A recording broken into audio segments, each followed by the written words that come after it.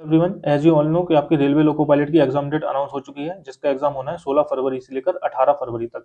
अब हम लोग इस वीडियो में यही बात करेंगे कि आपको इस एक महीने को किस प्रकार से यूटिलाइज करना है, जिससे कि आपका प्री श्योर शॉट क्लियर हो जाए और आपको मेंस में भी उसका एज मिले। तो वीडियो शुरू करने से पहले मैं बता दूं कि मैंने रेलवे लोको पायलट की सारी स्टेजेस को क्लियर कर रखा है और मैंने रेलवे के काफी सारे एग्जाम दे रखे हैं, उन सब में मैंने 80+ मार्क्स स्कोर कर रखा है। Now back to the topic कि आपको इस एक महीने को किस प्रकार से यूटिलाइज करना है। तो वीडियो शुरू करने से पहले मैं आपको इसका सिलेक्शन प्रोसेस और सिलेबस और ब्रीफ में बता देता हूँ। पहले तो इसमें 3 स्टेजेस होती हैं एग्जाम के लिए। होता है इसमें प्री, जिसको हम लोग सीबीटी 1 कहते हैं, जो क्वालिफाइंग होता है, उसको आपको केवल क्वालिफाई करना होता है, उसके आपके सिलेक्शन में मार्क्स नहीं जुड़ते हैं, ना ही उससे मेरिट बनती है। उसके बाद होता है सीबीटी 2, जिसको हम लोग मेंस भी कह सकते हैं। सीबीटी 2 होगा, सीबीटी 2 के बाद फिर होगा आपका साइको टेस्ट, जिसे हम लोग सीबीएटी कहते हैं। उसके बाद फिर आपका डीबी होगा, डॉक्यूमेंट वेरिफिकेशन, फिर होगा आपका मेडिकल एग्जामिनेशन। वो दोनों साथ में ही होते हैं, डीबी मेडिकल आगे पीछे होते हैं एक दिन के गैप में। तो डीबी मेडिकल होगा, उसके बाद हो जाएगी आपकी फाइनल ज्वाइनिंग। तो ये आपका प्रोसेस रहता है। अब बात करते हैं कि आपको इस एक महीने को कैसे यूटिलाइज करना चाहिए जिससे आपका सीबीटी 1 क्लियर हो जाए। हालांकि हम लोग सीबीटी 1 की बात कर रहे हैं, लेकिन हम लोग सीबीटी 2 को भी ध्यान में रखकर स्ट्रेटेजी को प्रिपेयर करेंगे, जिससे कि सीबीटी 2 में भी हमें फायदा मिले, क्योंकि सिलेबस लगभग सेम ही है। सीबीटी 1 का सीबीटी 2 का सिलेबस सेम ही है, क्योंकि मैथ, रीजनिंग और जो साइंस आती है वो सेम ही आती है, चाहे तो प्री हो, चाहे तो मेंस हो, चाहे तो सीबीटी 1 हो या सीबीटी 2 हो, सब में सिलेबस सेम ही रहता है। इसमें 75 क्वेश्चन आएंगे और 75 मार्क्स के रहेंगे। अगर आप प्री क्वालिफाई कर लेते हैं, फिर आप मेंस में जाएंगे। मेंस में भी फिर मैं बता देता हूँ जल्दी से। मेंस में ये आपके 3 सब्जेक्ट रहेंगे, मैथ रहेगी, रीजनिंग रहेगी और साइंस रहेगी। अब साइंस में इसमें थोड़ा सा पार्ट और जुड़ जाता है, तो उसे हम लोग कह देते हैं बेसिक साइंस एंड इंजीनियरिंग। उसमें थोड़ी और एडवांस लेवल की साइंस पूछ ली जाती है। तो ये 3 सब्जेक्ट हो गए। इन 3 सब्जेक्ट के 100 क्वेश्चन आएंगे, 100 मार्क्स के। अब क्योंकि सीबीटी 2 में 2 पार्ट होते हैं, एक पार्ट ए और पार्ट बी। अभी मैंने आपको जो बताया है मैथ, रीजनिंग और साइंस, ये पार्ट ए बताया है। और पार्ट बी जो होता है उसमें आता है आपका ट्रेड से रिलेटेड सिलेबस। जैसे आपने कोई ट्रेड से आईटीआई या फिर आपने डिप्लोमा कर रखा होगा, आपने वो चूज करी होगी, जैसे इलेक्ट्रिकल हो गई, मैकेनिकल हो गई, फिटर हो गई। इस प्रकार की जो आपकी ट्रेड रहती है, उससे रिलेटेड भी आपके क्वेश्चन आते हैं पार्ट बी में। अब पार्ट बी में आते हैं 75 क्वेश्चन। और ये जो पार्ट बी रहता है वो आपका केवल क्वालिफाइंग रहता है, उसमें आपको क्वालिफाई करना है, उसके मार्क्स नहीं जुड़ते हैं जो आपकी फाइनल मेरिट बनती है। तो इसमें जो आपके 75 क्वेश्चन में से 35% मार्क्स लाने होते हैं। तो अगर हम 35% निकालेंगे तो आपका लगभग वही 27 क्वेश्चन के समथिंग आएगा। तो उतने क्वेश्चन आपको सही करने होते हैं। तो आप लगभग अपना वही 30-32 तक का टारगेट लेके चलना कि आपको 75 में से 32 या 33 क्वेश्चन सही करने हैं। तो आपका ये क्वालिफाई हो जाएगा पार्ट बी। उसके बाद फिर होता है आपका साइको टेस्ट, उसके बाद फिर मैंने जैसा आपको बताया मेडिकल, और फिर उसके बाद हो जाती है आपकी ज्वाइनिंग। फाइनल मेरिट बनती है वो सीबीटी 2 और सीबीएटी, जिसे हम लोग साइको टेस्ट कहते हैं, उन दोनों की मार्क्स मिलाकर इसकी फाइनल मेरिट बनती है। तो सीबीटी 2 के पार्ट ए के 70% मार्क्स और सीबीएटी के 30% मार्क्स, ये दोनों मिलाकर ही आपकी फाइनल मेरिट बनती है।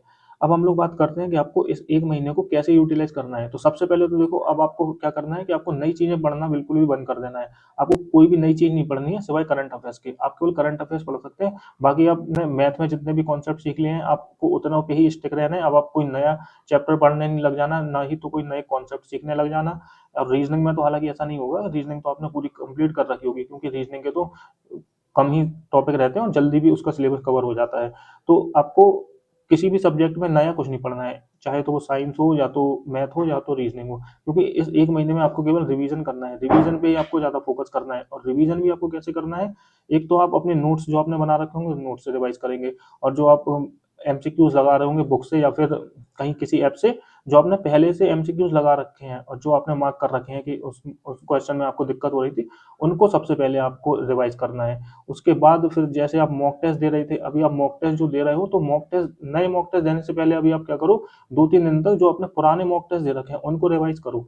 चाहे तो वो मैथ का सेक्शन हो, या तो रीजनिंग का सेक्शन हो, चाहे तो जनरल साइंस का सेक्शन हो, जो आपने क्वेश्चन अटेम्प्ट भी कर रखे ना, उसको एक बार सरसरी निगाह से देख लोगे तो वो जल्दी से रिवाइज हो जाएंगे। डेडिकेटेडली इतना रिवाइज करना चाहो तो तुम 2 दिन में अपने पूरे मॉक टेस्ट को रिवाइज कर सकते हो, और अपने जो तुमने नोट्स बना रखे हैं उन नोट्स में से जो तुमने मार्क कर रखे हैं चीजों को, उनको तुम अच्छे से रिवाइज कर सकते हो। इतना तुम्हें 1-2 दिन में कर लेना है। जो भी तुमने मॉक टेस्ट में मार्क कर रखे थे क्वेश्चन, उनको रिवाइज कर लेना, और जो तुमने नोट्स में मार्क कर रखे थे क्वेश्चन वगैरह, उनको तुम अच्छे से रिवाइज कर लेना। करते हैं सब्जेक्ट वाइज के, तुम्हें सब्जेक्ट वाइज कैसे कैसे पढ़ना है। तो सबसे पहले बात करते हैं मैथ की। तो देखो, मैथ में तुम्हें क्या करना है, सबसे पहले तो अपने जो तुमने नोट्स बना रखे हैं उन नोट्स को तुम डेली बेसिस पे रिवाइज करना स्टार्ट कर दो। और जो तुमने एक फॉर्मूला फार्मूला कॉपी बना रखी होगी या फिर तुम्हारे पास तुमने कोई बुक ले रखी होगी फार्मूले की, उसको तुम फार्मूले को भी डेली बेसिस पे रिवाइज करो। लिख रखे होंगे परसेंटेज के फ्रैक्शन लिख रखे होंगे, ऐसी जो शॉर्ट ट्रिक होती है ना मैथ में, वो भी तुम डेली बेसिस पे रिवाइज करो। और तुम कैलकुलेशन भी जरूर करो। कैलकुलेशन में तुम 15-20 मिनट तक का टाइम निकालो, तो कैलकुलेशन तुम्हें करना मस्ट है, क्योंकि कैलकुलेशन से क्या होगा, स्पीड बढ़ेगी और तुम्हारा कॉन्फिडेंस भी बढ़ेगा। उससे जो सिली मिस्टेक होती है ना एग्जाम में, वो तुम्हारी अवॉइड होगी। इसलिए कैलकुलेशन करना बहुत जरूरी है। बहुत से लोग इसे अवॉइड कर देते हैं, लेकिन तुम्हें इसे अवॉइड नहीं करना है। तुम्हें कैलकुलेशन बहुत जरूरी है। तुमने कर लिया मैथ में, तुमने बेसिक चीजें ये कर ली, उसके बाद फिर तुम सिलेबस पे जब आओगे तो सिलेबस तुम्हें कैसे प्रिपेयर करना है। एक तो तुम सेक्शनल मॉक लगाना स्टार्ट कर दो। सेक्शनल मॉक तुम कहाँ से लगाओगे, तुम्हें टेक्स्ट बुक पे मिल जाएगा। रेलवे के सबसे पहले लगाओ, रेलवे के एएलपी के जो तुम्हारा प्रीवियस ईयर में हुए थे एग्जाम, सीबीटी 1 और सीबीटी 2, सबसे पहले तो तुम इन दोनों मॉक टेस्ट को लगाना स्टार्ट कर दो। सीबीटी 1 के लगाओ, सीबीटी 2 के लगाओ। अगर तुम्हारे पास ज्यादा टाइम है, अगर तुम 10-11 घंटे की स्टडी कर रहे हो, तो तुम एक एक मॉक टेस्ट लगा सकते हो। सीबीटी 1 का एक लगा लो और सीबीटी 2 का एक लगा लो सेम डे। अगर अगर तुम्हारे पास टाइम कम है तो फिर तुम अल्टरनेट डे पे लगाओ। एक दिन लगा लो सीबीटी 1 का, एएलपी का मैं बता रहा हूँ, एएलपी का सीबीटी 1 का एक दिन लगा लो, फिर सीबीटी 2 का लगा लो। ये मैं बता रहा हूँ तुम्हें सेक्शनल मॉक की। सेक्शनल मॉक लगाओगे तो तुम्हें ज्यादा बेनिफिट मिलेगा और तुम्हारा टाइम भी कम लगेगा। तुमने सेक्शन मॉक लगा ली, अगर तुमने एएलपी के पहले से लगा रखे हैं मॉक टेस्ट, तो उसको तुम रिवाइज कर लो। जब तुम रिवाइज करोगे तो तुम्हें ज्यादा टाइम भी नहीं लगेगा, और तुम्हारे जो क्वेश्चन तुम स्किप कर रहे होगे या फिर जिन क्वेश्चन में तुम अटक रहे होगे, उनको तुम क्वेश्चन को एक बार फिर से रिवाइज कर लोगे, तो तुम्हारा जल्दी रिवीजन भी हो जाएगा। अगर तुमने एएलपी के क्वेश्चन लगा लिए हैं, अब तुम मूव कर सकते हो फिर रेलवे टेक्नीशियन के एग्जाम पे। जो तुम्हारे टेक्नीशियन का जो हुए थे ना प्रीवियस ईयर के क्वेश्चन, तुम उसके क्वेश्चन लगाना स्टार्ट कर दो। सबसे पहले तुम लगा लो एएलपी के क्वेश्चन, उसके बाद लगा लो तुम रेलवे टेक्नीशियन के क्वेश्चन, उसके बाद लगा लेना रेलवे जेई के क्वेश्चन। अगर तुम इतने क्वेश्चन लगा लेते हो तो तुम्हारा मैथ काफी ज्यादा अच्छा हो जाएगा और तुम्हें सारे क्वेश्चन फेमिलियर दिखेंगे। जब भी तुम मॉक टेस्ट लगाओगे या फिर जब तुम एग्जाम देने जाओगे, तो तुम्हें सारे क्वेश्चन ऐसा लगेगा कि हाँ, ये मैंने पहले सॉल्व कर रखे हैं। तो उससे तुम्हारा क्या होगा, स्पीड भी इंक्रीज होगी, और स्पीड जब इंक्रीज होती है तो कॉन्फिडेंस अपने आप बूस्ट होता है। तो इतना तुम्हें कर लेना है। अब मैं तुम्हें सोर्स बता देता हूँ कि तुम्हें कहाँ कहाँ से ये क्वेश्चन लगाने हैं। सबसे पहले तो मैंने तुम्हें बता दिया कि तो तुम्हें टेक्स्ट बुक से लगाना है सेक्शनल मॉक। सेक्शनल मॉक तुमने टेक्स्ट बुक से लगा लिए। उसके अलावा गगन प्रताप सर ने अपने टेलीग्राम चैनल पर प्रीवियस ईयर की पीडीएफ डाल रखी है, सब्जेक्ट वाइज मैथ की अलग डाल रखी है, रीजनिंग की अलग डाल रखी है। ऐसे उन्होंने हर सब्जेक्ट की डाल रखी है, और वो भी हार्ड टू इजी ऑर्डर में डाल रखी है। तो तुम उस पीडीएफ को डाउनलोड करके वहां से तुम क्वेश्चन की प्रैक्टिस कर सकते हो। और अगर तुम्हें उसका सॉल्यूशन देखना है, तो गगन प्रताप सर ने अपने यूट्यूब चैनल पर टॉप 100 क्वेश्चन का तो सॉल्यूशन करवा ही रखा है। अगर तुम्हें पूरे क्वेश्चन का सॉल्यूशन देखना है, तो यूट्यूब पे एक सर हैंगे, प्रकाश सर, प्रकाश अवस्थी सर हैं, तो उन्होंने बहुत ही अच्छे से सारे क्वेश्चन का सॉल्यूशन भी करा रखा है, और उसकी भी उन्होंने पीडीएफ दे रखी है। अगर तुम्हें किसी क्वेश्चन में डाउट आता है तो तुम उसकी वीडियो देख सकते हो उस क्वेश्चन की। और अगर तुम्हें लगता है कि नहीं, मुझे जल्दी रिवाइज करना है चीजों को, तो तुम उनकी पीडीएफ डाउनलोड करके उसको सॉल्व कर सकते हो। तो तुम्हारे पास सारी प्रकार के ऑप्शन है, तुम जैसे चाहो वैसे उसको यूटिलाइज कर सकते हो। बस तुम्हें इतने ही सोर्स को फॉलो करना है, और तुम्हें ज्यादा सोर्स पे नहीं जाना है। हालांकि देखो, सोर्स बहुत सारे हैं, तुम्हें पता है यूट्यूब पे कितने सारे टीचर हैं, कितना ज्यादा कंटेंट है, लेकिन अगर मैं तुम्हें ज्यादा कंटेंट बताऊंगा तो तुम ज्यादा कंफ्यूज हो जाओगे। इसलिए तुम लिमिटेड सोर्स रखो, उससे तुम्हारा बहुत ही अच्छा आउटपुट मिलेगा। और ये मैं तुम्हें जो बता रहा हूँ ना, ये सीबीटी 1 को लेकर नहीं, सीबीटी 2 तक में तुम्हें बहुत अच्छा बेनिफिट देगा। तो तुम्हें बस इतना कर लेना है मैथ में, तुम केवल प्रीवियस ईयर के अभी क्वेश्चन लगा लो, और बाकी जो तुमने जितने भी क्वेश्चन लगा रखे हैं, ये तो अभी तुम्हें 1 महीने में करना है एक्स्ट्रा, है ना। बाकी तो जो तुमने लगा रखे हैं क्वेश्चन, अभी तुम जैसे कि तुमने किसी का कोर्स ले रखा होगा या फिर तुम सेल्फ स्टडी कर रहे हो, जैसे भी कर रहे हो, तो तुम डेली के 50-60 या 100 question according to your time तुम लगा रहे होगे मैथ के। मैं मैथ की बात कर रहा हूँ पर्टिकुलरली। तो तुम मैथ के 100 क्वेश्चन या फिर 60-70 जितने भी तुम क्वेश्चन लगा रहे थे डेली के, तुम क्वेश्चन वो लगा रहे थे, वो तो तुम लगाते ही रहो। अब वो तुम्हें कैसे लगाने हैं, वो तो तुम जल्दी जल्दी लगा सकते हो। कैसे? जैसे कि एग्जाम्पल के लिए, जैसे तुमने टाइप 1 निकाला किसी भी टॉपिक का, एग्जाम्पल के लिए परसेंट का तुमने टाइप 1 निकाला। अब टाइप 1 में तुमने देखा कि 20 क्वेश्चन है। अब एक ही टाइप के अगर 20 क्वेश्चन है, तो तुमने जैसे पहला क्वेश्चन लगा लिया, उसके बाद तुमने देखा कि दूसरा क्वेश्चन सेम है, बस डेटा चेंज है, तो तुम दूसरे क्वेश्चन को स्किप कर दो। ऐसे तीसरे क्वेश्चन को तुम स्किप कर दो अगर सेम है। ऐसे ही तुम क्या करोगे, चौथे क्वेश्चन को स्किप कर दिया, फिर तुमने पांचवा क्वेश्चन लगा लिया, और फिर तुमने देखा कि सातवां क्वेश्चन सेम है, तो उसको स्किप कर दिया। इस प्रकार से तुम देखोगे कि 20 क्वेश्चन में से अगर तुम 3-4 क्वेश्चन भी अच्छे से लगा लोगे पेन कॉपी पे, तो तुम देखोगे कि तुम्हारे 20 क्वेश्चन के 20 क्वेश्चन रिवाइज हो गए हैं। इस प्रकार से तुम बहुत जल्दी अपना रिवीजन कर सकते हो। अब तुम्हें ऐसा ही करना पड़ेगा, क्योंकि टाइम तुम्हारे पास कम है, और तो तुम्हें स्मार्ट स्ट्रेटेजी तो बनानी ही पड़ेगी। अगर तुम इतना कर लेते हो, तो तुम निश्चित ही मैथ में तुम बहुत अच्छा इंप्रूवमेंट कर लोगे। मैंने खुद ने अभी रेलवे के रिसेंट एग्जाम में, रेलवे के जितने भी एग्जाम हुए, चाहे तो वो रेलवे आरपीएफ एसआई का एग्जाम हुआ हो, चाहे तो रेलवे टेक्नीशियन का एग्जाम हुआ हो, और रेलवे के और भी 2-3 एग्जाम हुए जैसे आरआरबी जेई का एग्जाम, उन सब में मैंने मैथ और रीजनिंग में full out of full score किया हुआ है। तो स्ट्रेटेजी एकदम सिंपल है। एक बार तो हमें क्या करना है, अपना सिलेबस कंप्लीट कर लेना है। उसके बाद हमें केवल उनको जो फॉर्मूले हैं, कॉन्सेप्ट को वीकली या फिर मंथली जैसा भी हमारे पास टाइम हो, जिस हिसाब से हमारी कैपेसिटी है उस हिसाब से हमें रिवाइज करना है चीज़ों को और बस केवल प्रीवियस ईयर के क्वेश्चन लगाने हैं। प्रीवियस ईयर की मैंने तुम्हें बता दिया, अगर तुम इतने भी क्वेश्चन लगा लेते हो तो निश्चित ही तुम मैथ में बहुत अच्छा स्कोर करोगे। अब बात करते हैं रीजनिंग की। तो देखो रीजनिंग में भी तुम्हें सेम ही करना है। सबसे पहले तुम क्या करो, रेलवे एएलपी के क्वेश्चन लगा लो प्रीवियस ईयर के, एएलपी सीबीटी 1 और सीबीटी 2 के। उसके बाद फिर तुम रेलवे टेक्नीशियन के क्वेश्चन लगा लो, उसके बाद आरआरबी जेई के क्वेश्चन लगा लो। अगर तुमने रीजनिंग के इतने क्वेश्चन लगा लिए हैं तो उसके बाद फिर जैसे तुमने कोई कोर्स ले रखा होगा, तुम उनके नोट्स पढ़ रहे होगे, तो नोट्स में जो तुम्हारे क्वेश्चन होंगे तुम उनको वीकली या फिर मंथली जैसा भी है तुम उनको रिवाइज कर रहे होगे, तो तुम्हारे वो कॉन्सेप्ट एकदम क्लियर होते जा रहे होंगे। उसके अलावा तुम चैप्टर वाइज अगर क्वेश्चन लगा रहे थे तो अच्छी बात है, अगर नहीं भी लगा रहे थे तो जरूरत नहीं है। रीजनिंग में अगर तुम चैप्टर वाइज क्वेश्चन नहीं भी लगा रहे हो, अगर तुम्हारी प्रिपरेशन अच्छी है तो तुम्हें आवश्यकता नहीं है चैप्टर वाइज क्वेश्चन लगाने की। तो अब तुम क्या कर सकते हो, सेक्शनल मॉक लगाना स्टार्ट कर दो। जैसे कि मैथ में मैंने तुम्हें बताया ना सेक्शनल मॉक, वैसे ही तुम्हें सेक्शनल मॉक लगाने हैं रीजनिंग में। और रीजनिंग में भी तुम कैसे लगाओगे भाई, सोर्स सेम ही है। जैसे एक बार तुमने टेक्स्ट बुक से क्वेश्चन लगा लिए, उसके बाद अगर तुम्हें पीडीएफ चाहिए तो तुम्हें गगन प्रताप सर के टेलीग्राम चैनल पर पीडीएफ मिल जाएगी, तुम वहां से तुम लगा सकते हो। और उसके अलावा भी रीजनिंग के बहुत सारे टीचर हैं, उन्होंने सॉल्यूशन करवा रखा है। एक बलराम सर करके हैं, उन्होंने सॉल्यूशन करवा रखा है रीजनिंग का प्रीवियस ईयर के क्वेश्चन का। हालांकि रीजनिंग में मैं रिकमेंड नहीं करता हूँ वीडियो देखना, क्योंकि वीडियो अगर आप देखोगे तो आपका टाइम ज्यादा वेस्ट होगा और आपको आउटपुट काफी कम मिलेगा। इसीलिए उसका सबसे अच्छा तरीका तो यही है कि आप केवल पीडीएफ डाउनलोड कर लो और पीडीएफ से आप क्वेश्चन लगाते रहो। जैसा मैंने आपको मैथ में बताया था ना, वैसे ही आपको रीजनिंग में भी करना है। अगर आप रीजनिंग में चैप्टर वाइज क्वेश्चन लगा रहे हो, एग्जाम्पल के लिए अगर आप सीरीज के क्वेश्चन लगा रहे हो, तो सीरीज में आपने देखा कि पहला क्वेश्चन लगाया तो पहले क्वेश्चन का जो पैटर्न था वो सेम है। उसके बाद दूसरा क्वेश्चन देखा तो आपने उसका सॉल्यूशन देख लिया तो सेम है, तो उसको आपको फिर ज्यादा सॉल्व करने की आवश्यकता नहीं है। इस प्रकार से अगर आप लगाओगे तो आप जल्दी क्वेश्चन भी सॉल्व कर पाओगे और आपके कॉन्सेप्ट भी बिल्ड हो रहे होंगे, और आपको जो आपकी चीजें रिवाइज करनी थी वो आपकी चीजें भी जल्दी रिवाइज हो रही होंगी। तो इस प्रकार से आप रीजनिंग को सॉल्व कर सकते हैं। तो मैंने आपको बताई दी, आपको तीन सोर्स बता दी। एक तो आप गगन प्रताप सर की टेलीग्राम चैनल से पीडीएफ डाउनलोड कर लेना, उसके बाद टेक्स्ट बुक से लगा लेना मॉक टेस्ट, और उसके बाद बलराम सर हैं एक रीजनिंग के, अगर तुम्हें वीडियो देखनी हो तो वहां से तुम वीडियो देख सकते हो।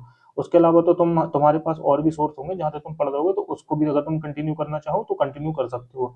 जैसे कि तुम चैप्टर वाइज कोई क्वेश्चन लगा रहे थे या फिर तुम किसी टीचर से पढ़ रहे थे, तो अगर तुम वो भी कंटिन्यू करोगे तो उसमें भी कोई दिक्कत नहीं है। अल्टीमेटली क्या है कि तुम्हें आउटपुट मिलना चाहिए, और आउटपुट कैसे मिलेगा कि जब तुम स्मार्ट स्ट्रेटेजी बनाओगे, जैसे मैंने तुम्हें बताई है। बात करते हैं साइंस की। हमें थोड़ी साइंस अच्छे लेवल की आती है, अब इतनी भी अच्छी नहीं आती है कि तुम ना कर पाओ, हालांकि डूएबल साइंस आती है। अब देखो साइंस में मैं तुम्हें जल्दी से बता देता हूँ तुम्हें क्या करना है। सबसे पहले तो तुम प्रीवियस ईयर के क्वेश्चन लगा लेना एएलपी के। अभी जो 2024 वाला एग्जाम हुआ था ना 25 में, उसके तुम क्वेश्चन लगा लेना सबसे पहले, और जो प्रीवियस ईयर का 2019 में भी जो एग्जाम हुआ था एएलपी का, उसके भी तुम क्वेश्चन लगा लेना, और ग्रुप डी के भी क्वेश्चन लगा लेना साइंस के।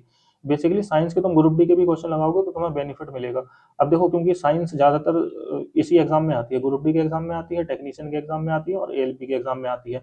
और जेई के एग्जाम में हालांकि इतनी ज्यादा साइंस नहीं आती है, लेकिन तुम उनके क्वेश्चन भी लगा सकते हो अगर तुम इतने क्वेश्चन लगा लेते हो। क्योंकि देखो ग्रुप डी के क्वेश्चन लगाना बहुत ही मस्ट है, क्योंकि ग्रुप डी में पिछली बार जो एग्जाम हुआ था उसमें अच्छे लेवल के क्वेश्चन आए हुए थे साइंस के, तो तुम उसको स्किप मत करना। अब तुम साइंस कहाँ से लगा रहे थे वो तुम्हारा अलग सोर्स होगा, लेकिन मैं तुम्हें एक दो सोर्स बता देता हूँ।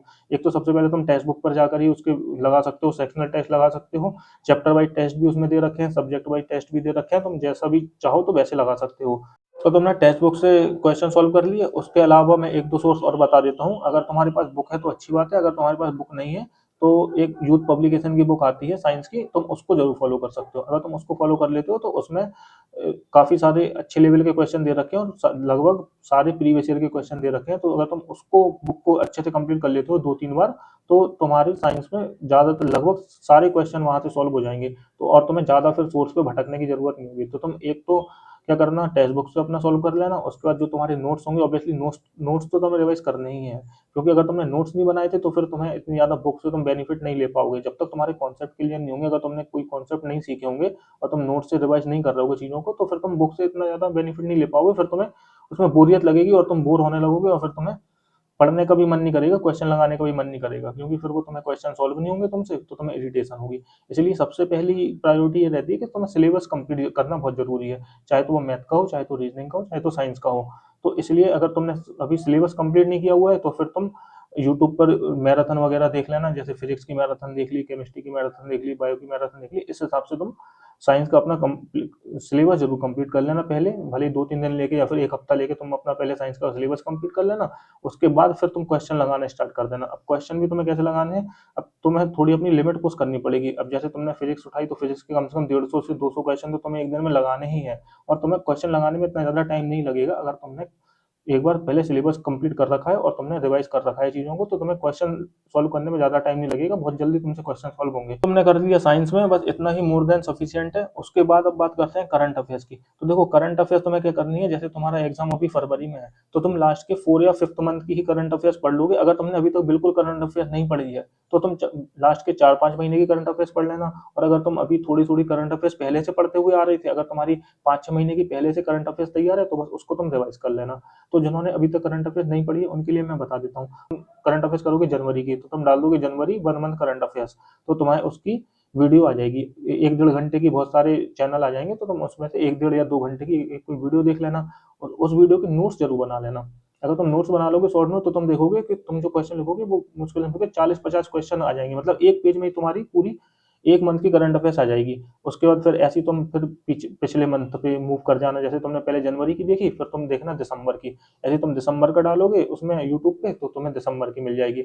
ऐसे उसके बाद नवंबर की देखना, फिर अक्टूबर की देखना, फिर जैसे-जैसे तुम्हारे पास जितना टाइम हो, तो फिर तुम और पीछे जाते जाना। और लेकिन 6 महीने की भी अगर करंट अफेयर देख लेते हो, तो भी मोर देन सफिशिएंट है। इतना तुम कर लोगे करंट अफेयर्स में कि तुमने लास्ट के 4 महीने की या फिर 6 महीने की करंट अफेयर्स पढ़ ली, तो तुम्हारे लिए मोर देन सफिशिएंट हो जाएगी। और अगर तुम बिल्कुल पर्टिकुलरली अगर सोर्स जानना चाहो, तो देखो एक तो परचम क्लासेस है, वहाँ से तुम कर सकते हो।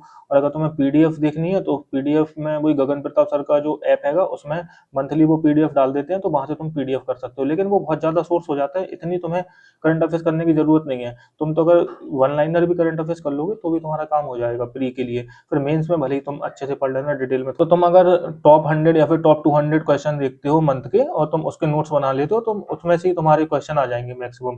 क्योंकि करंट अफेयर्स में इतना ज़्यादा टाइम देने की आवश्यकता नहीं है, क्योंकि क्या रहता है, कुछ-कुछ क्वेश्चन इतने टफ आते हैं कि तुम कितना भी डिटेल में पढ़ो, लेकिन वो क्वेश्चन तुमसे नहीं सॉल्व होंगे। तो इसीलिए उसमें इतना ज़्यादा एफर्ट देने की ज़रूरत नहीं है। तुम तो केवल अगर बेसिक करंट अफेयर्स भी पढ़ लेते हो, जैसा मैंने तुम्हें बताया, तो उससे भी तुम्हारा काम हो जाएगा। और दोस्तों, वीडियो पसंद आए हो तो वीडियो को लाइक कर देना और मेरे चैनल को सब्सक्राइब कर देना। और अगर तुम्हारा कोई भी डाउट है, तो कमेंट में पूछ लेना, तो मैं तुम्हें बता दूंगा।